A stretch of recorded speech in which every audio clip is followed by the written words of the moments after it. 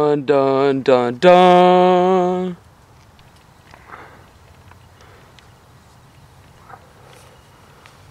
Napoleon Bonaparte. Now that's an interesting story.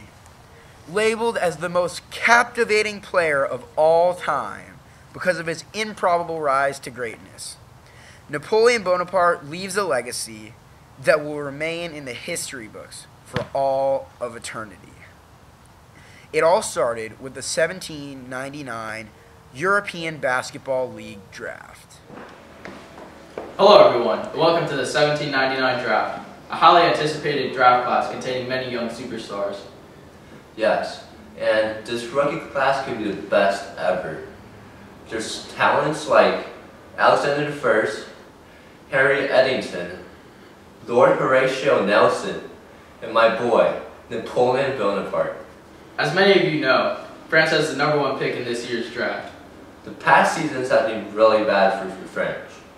They have been the all-time low during the Reign of Terror, and they haven't picked things up in France. The past year they had the worst record in the Euro League. The first pick is in, we go live to the podium. With the first pick in the 1799 Euro League draft, France selects Napoleon Bonaparte. Let's see. Let's see.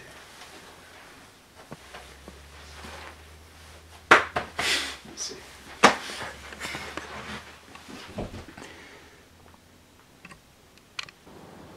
Not a surprise pick. The one concern for Napoleon is his physical limitations that were clearly visible at his awful combine. Napoleon made an early mistake in the shuffle drill, which affected him for the rest of the combine.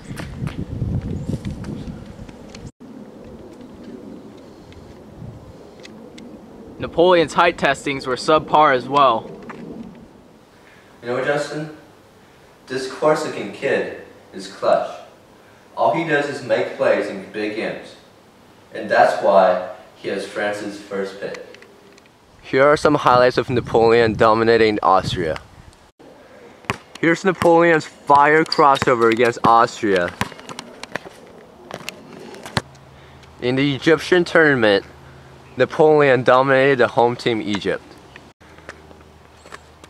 Napoleon also showcased his nifty post moves. Later in the Egyptian tournament, Napoleon struggled against Lord Horatio Nelson and the British team. Napoleon struggled with his dribbling against England.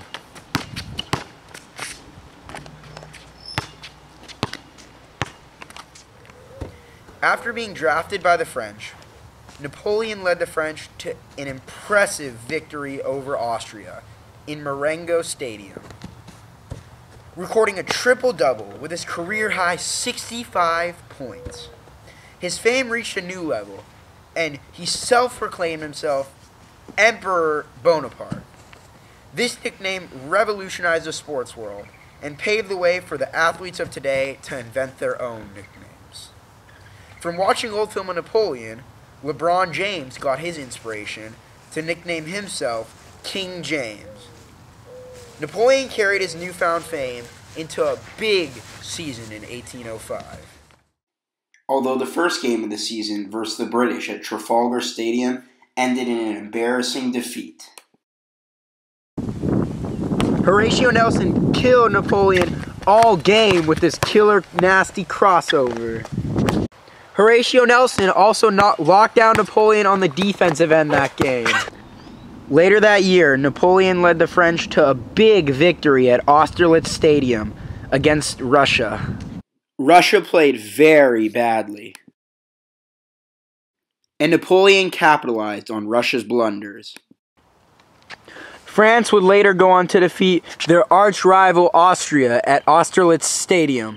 Napoleon played amazing defense and went for career-high 7 blocks.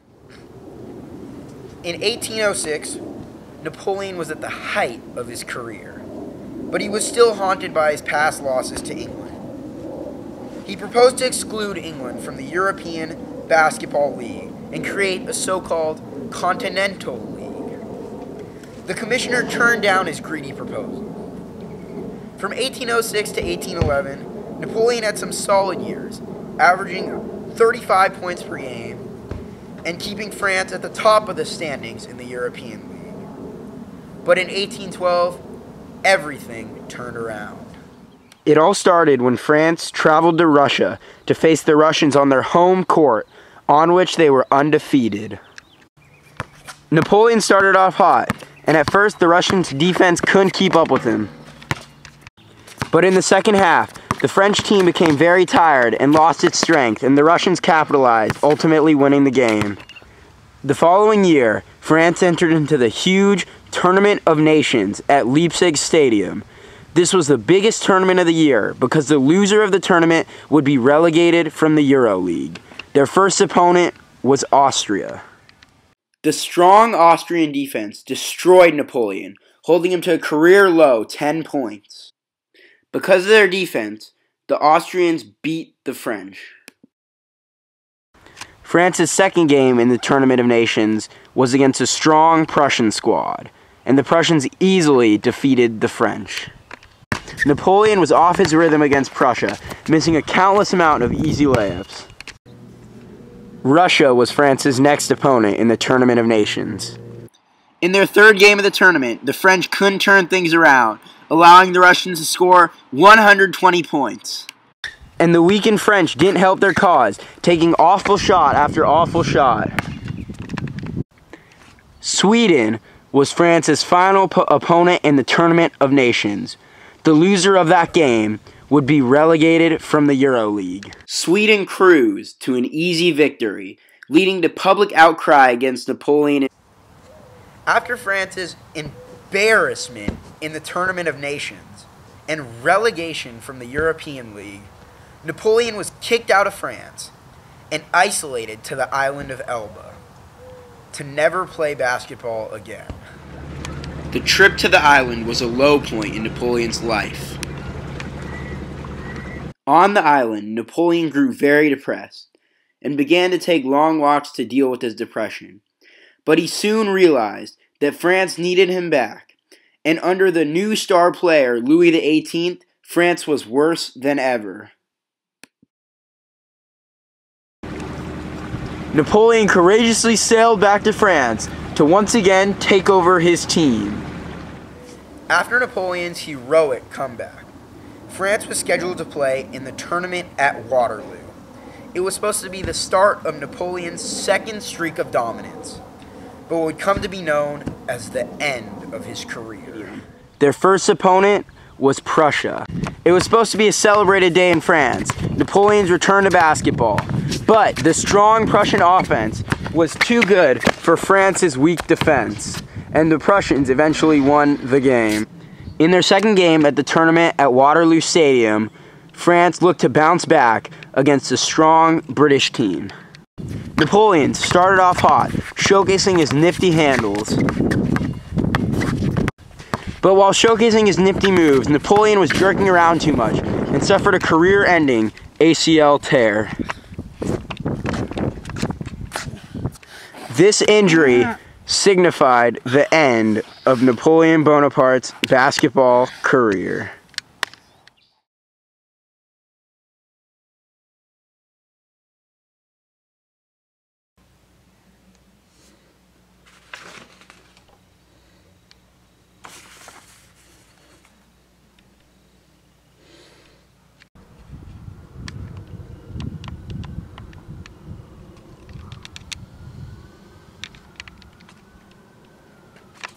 Sit down. Okay.